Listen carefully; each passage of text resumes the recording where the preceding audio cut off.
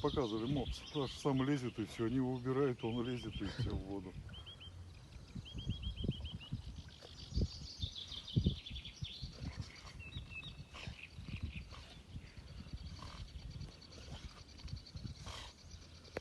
Хрюкает.